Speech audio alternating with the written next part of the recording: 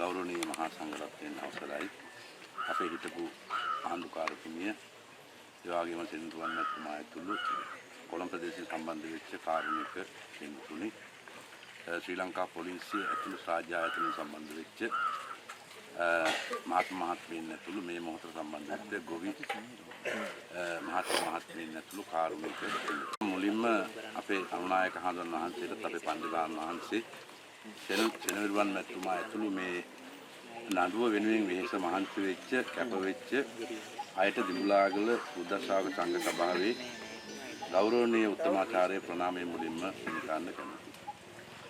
මේ තොප්පිගල ප්‍රදේශයේ 1987 දිමුලාගල නායකවරු 45000ක් පදිංචි කළා.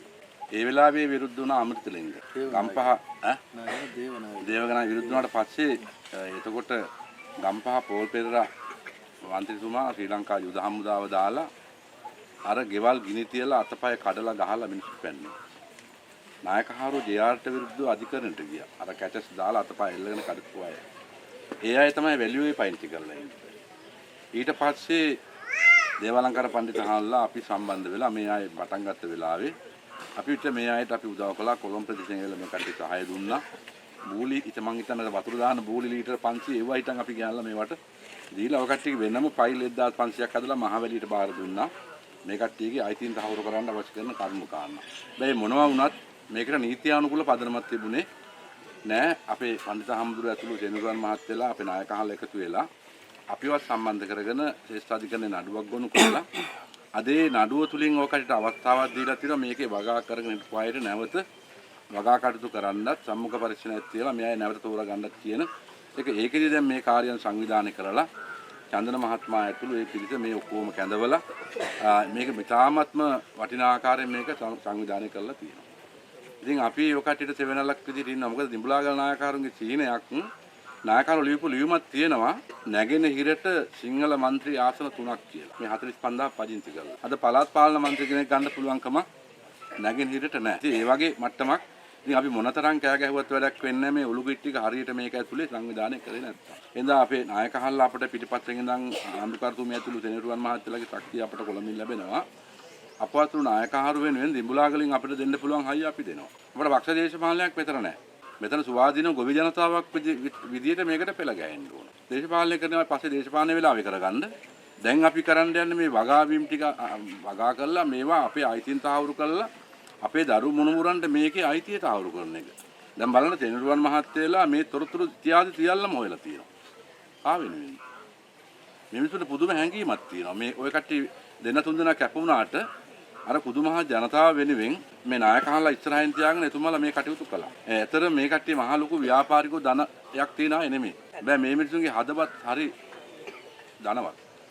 ඒ කියන්නේ මේ ජාතික හැඟීමක් තියෙනවා. ඒ නිසා මේ මිනිසුන්ට වෙච්ච අසාධාරණට සාධාරණයක් කරන්න කැපකිරීම කළා. දැන් මමත් මේ හිටියට දැන් අපිට අද බණ්ඩාරගමින්ද කොයිද දාණය ඇවිල්ලා තියෙන්නේ. දිඹුලාගල 100ක් විතර හාඳුල්ලා ඉන්නවා. ඒතකොට දැන් මවානින් ඒ මිනිස්සු මම බලාපොරොත්තු වෙනවා. හැබැයි දැන් මේ මොහොත නිසා මම පණ්ඩිතාන්ට අපි මේකට ඉඳලා යන් ආණ්ඩුකාරතුමිය අපට පාර වැරදුනා කියලා කිව්වා. ඉතින් කොහොම හරි දැන් මේ කොහොම එන්න පාරක් අමාරු තියෙද්දි මේ කැපකිරීම කරන් ඇවිල්ලා තියන්නේ ඇයි?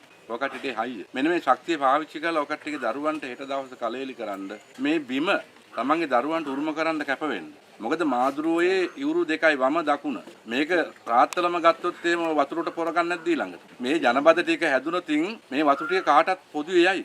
නැත්තම් ඊළඟට මාදුරුවේ දෙකට කපලා වතුර ගන්න දඟලයි අපට තියන් වතුර ගොඩක් කියලා. ඒ නිසා මේ වටිනා කියන බිමක් හරකුණ්ඩ අතහැරලා මේ රටේ මේ හෙට දවස මේ ජීවත් වෙන්න මේකේ ආර්ථිකයක් නැති වෙනවා. ඒ නිසා මම හිතන්නේ මේක මේ මහා ලොකු පින්කමක් මේකට සම්බන්ධ වෙච්ච මේ කැප වෙන හැම කෙනෙක්ම මේ රට ආරක්ෂා කරගන්න. මේ මාදුරුවේ ජලාශයෙන් එන වතුර වලින් අපිට වැඩක් ගන්න අපි ටිකක් උනන්දු වෙනවා. තොරතුරු කියන අර තමන්ගේ ඉල්ලීම් සම්මුඛ පරිස්සමවලදී සේනපුර තිබුණා ඉඩම් කච්චේරියක් අපේ සිංහලා 1000 ගණනක් ඉදිරිපත් වුණා. අර කට්ටිය මං හිතන්නේ 6-700ක් 100%ක් ඒ කට්ටිය සම්මුඛ පරිස්සමෙන් පාස්.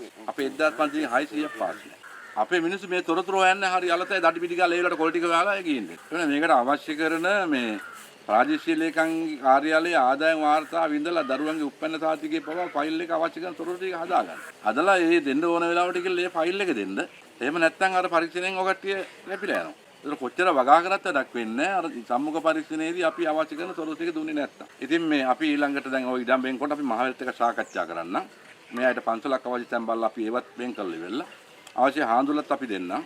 මොකද මේ කහසියුරේ හයිය ඉතිහාසයේ පුරාම දිඹුලාල් නායකහරු දුන්නා.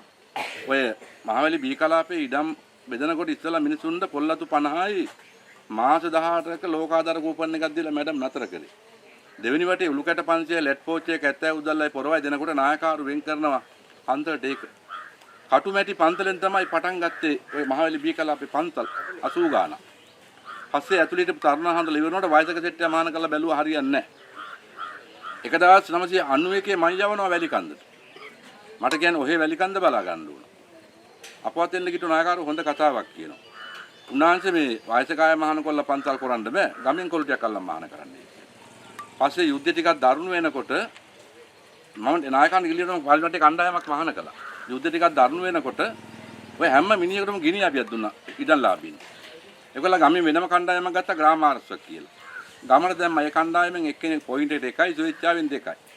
එහෙම තමයි මිනිස්සු මේ ගම් බීම් ටික රැක්කේ නැත්තම් හමුදාවට යුද්ධ කරන්න හම්බෙන්නේ නැහැ. හමුදාවට වෙන්නේ ගම්මාන ටික රැක රැක ඉන්නේ. ඒතර මේකේ හිටපු මිනිස්සු තමයි බංකර් දාලා ගම් ටික රැක්කේ. කොළඹින් හාමුදුරුවෝ එන්න පටන් ගත්තා අපට උදව් කරන්න. ඒකොල්ලෝ අර මහාන කල හිටපු උන්නාන්තලා ඔක්කොම ටික අරන් ගියා කොළඹ. දැන් අම්මලාට ළමයි ඉස්කෝලේ යවන්නත් නැහනේ. කොල්ලෝ 50කට වඩා මහානුනා මං ගාව. ඔක්කොම ටික කොළඹ යවුවා. අවසානයේ මම හිටපු ගමේ මහාන වෙච්ච එක උන්නාන්ස කෙනෙක් දැන් ගමේ ඉස්කෝලේ විදුවල් පොත්. වැලිකන්ද බල මණ්ඩලෙත් ලේකම්. වැලිකන්ද විතරක් පන්සල් 46ක්. ඔය ටික හැදුන් නැත්නම් අද මඩ කලපුව ඇවිල්ලා මේ ගඟ ළඟටම. එහෙනම් මේ කහසියුරේ හයිය ඉතිහාසෙ පුරාම තිබ්බා. ඒ අපවත් වූ නායකහරු අපවත් වුණාට නායකහරුගේ සේවය අපවත් වෙලා නැහැ. අපි ඔයත් එක්ක ඉන්නවා. දේවාලංකාර පඬිතුමාට ලොකු කාර්යභාරයක් කරා අපේ ආණ්ඩුකාරතුමියලගේ ශක්තිය අරගෙන. වෙනම දැන් පිරිවුණක් වැල්ලවාඩි ආරම්භ කරලා 30කට වැඩි ඉගෙන ගන්න උන්වහන්සේලා ඉන්නවා. ඒ හින්දා අපිට 10කට වඩා හාමුදුරුවෝ ඉන්නවා ලංකාපුරම අපිට පිරිවුන් අධ්‍යාපන ආයතන 5ක් තියෙනවා. වෙන නිකාය නැති සංඝයා වහන්සේලා පිරිසක් අපිට ඉන්නවා. ඉතින් මේ සියලුම හයිය අපි පක්ෂ ભેදයෙන් තොරව අපි ඔකට දෙන්න සූදානම්. එහෙනම් මෙතන මේ ඇවිල්ලා තියෙන්නේ අපි කාටවත් රිදවන්න ඇවිල්ලා නැහැ. මහාවිල රිදවන්නත් නැහැ ආණ්ඩුව රිදවන්නත් නෙමෙයි. මේ ඔය ඇත්තන්ගේ අධිකරණ නියෝගයක් එක්ක ලැබිච්ච තීන්දුවට ආශිර්වාදයක් විදිහට දැන් මේ ඔක්කොම ඇවිල්ලා සාකච්ඡා කළා. මේ සාකච්ඡාව තියෙන ඔකට ගැම්මක් ඔකට තනි වෙලා නැහැ. කියන ඒ හයිය ශක්තිය වෙනන අපි ඇවිල්ලා තියෙන්නේ. ඒක ආශිර්වාදයක් කරගෙන ඔකට්ටිය ගමනට ඔකට සූදානම් වෙන්න කිනිල්ලීම කරන ගමම්ම අපි මේකේ අපි පදින්ත වෙනවා. අපි ආහාර ඉඩම් වෙනකද අපි කියනවා ඔකට හොඳ තැනක් පෙන්නලා අක්කරේ පන්සලට වෙන් කරන්නයි කියලා. ඓතිහාසික තැනක් බලලි වෙලා අපිට පෙන්වන්න ඕනෙත් නෑ. අපිට පන්සලක් හදන්න පුළුවන් කියලා ඕන අපිට අයිතිය තියෙනවා. ඒ නිසා අපි ඔකට්ටිය තනි කරන්නේ නැහැ. එතකොට ඔකට්ටියට මේ වාඩි ගහගෙන මේක තහවුරු වෙනකොට අපි ඒත් එක අපි වාඩි ගහලා අපිත් වාඩියක් ගහලා පන්සලක් හදලා අපි අපිට නිතර එන්න යන්න පුළුවන්. ඒ පහසුකම් දිඹුලාගල මම දැන් මට පුළුවන් එයා ශක්තිය දෙන්න. ඒ කියන්නේ අය අපවතු නායකහරු වෙනුවෙන් අපිට කළ යුතු කරන්න පුළුවන් හැම කාර්යයක්ම අපි ඔයත් කරනවා කියන එක සිහිපත් කරමින් ඔයත් මේ අබපු පය වස්ත්‍ර නොගෙන ඉදිරියට යනවා කියන අදිස්ථානයේ ඇතුළු කටයුතු කරන්න ඉල්ලීම කරන ගමන්ම සීලම කාර්යයන් සොරප්‍රකාරයෙන් සාර්ථකව ප්‍රාර්ථනා කරන ගමන් මේ වෙනින් කැපෙවිච්ච මහන්සියට හැමෝම ආශිර්වාද කරනවා. ත්‍රිවංශ සරණයි.